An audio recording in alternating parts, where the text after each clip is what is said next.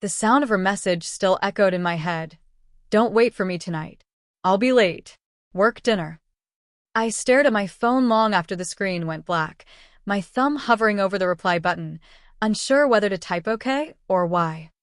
It wasn't the first time Sarah had texted me something like this in recent months. The casual distance, the late nights, the vague explanations. But tonight, something felt different. Maybe it was the way her words were so blunt. No heart emoji. No love you. Just instructions. And I obeyed. I set her plate aside, like I had for weeks now. I tried to eat, but the food was tasteless. The house felt too quiet, the walls pressing in, the clock ticking louder than it should. Then it buzzed, the phone on the counter. A message appeared on the screen. But it wasn't mine. It was hers. She'd left it on the kitchen table when she went to take a shower earlier that evening, before the work dinner. She had rushed out so fast she forgot it. The message was from a name I didn't recognize. Ethan. Can't stop thinking about last night. Same place tonight. My fingers went cold. My chest tightened. I didn't open it. Not yet. But I didn't need to. Something deep inside me, that quiet voice you never want to hear, whispered, "This is it." I picked up the phone, staring at it like a ticking bomb. My hands were trembling. I unlocked it. There they were. Dozens of messages. Hidden under a thread that was muted, so no notifications would pop up unless you opened it. Clever. The words cut deeper with each scroll. I miss your hands on me. Last night was unforgettable. He suspects nothing, does he? And finally, the one that shattered me. I told him not to wait for me again. Makes it easier. The world went silent. I sat on the couch for almost an hour, staring at nothing. My thoughts spiraled.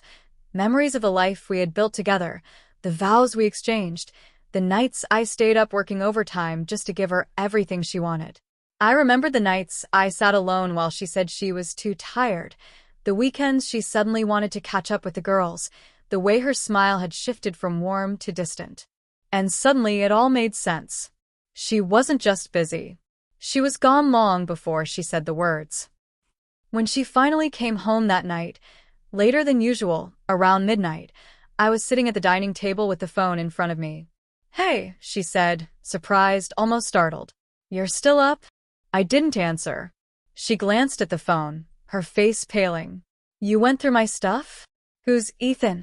My voice was calm. Too calm. Her lips parted. No immediate denial. Just silence. And in that silence, I had my answer.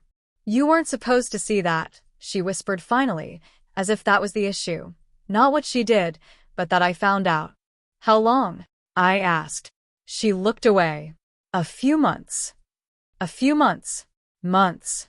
Everything in me wanted to scream, to break something, to demand an explanation that would somehow make sense of this betrayal. But nothing would. She finally said, "I didn't want to hurt you." I laughed, not out of humor, but out of disbelief. "You didn't want to hurt me, Sarah? You told me not to wait for you while you were in his bed."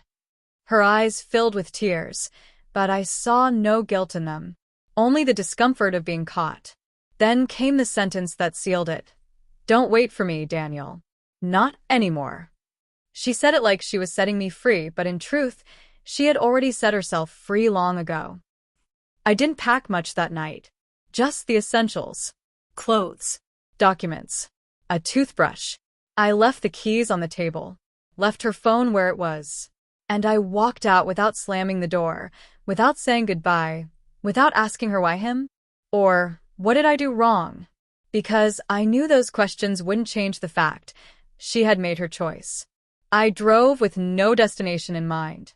The streets were empty, the city asleep, and my whole life, the one I thought was real, felt like a lie unraveling in the rearview mirror. The nights after that were the hardest. Not because I missed her, but because I missed the version of her I thought existed. The woman I loved wasn't real anymore. Maybe she never was. I kept going over the signs. The little things. The late nights. The shift in her laugh. The way she flinched when I touched her shoulder in the kitchen.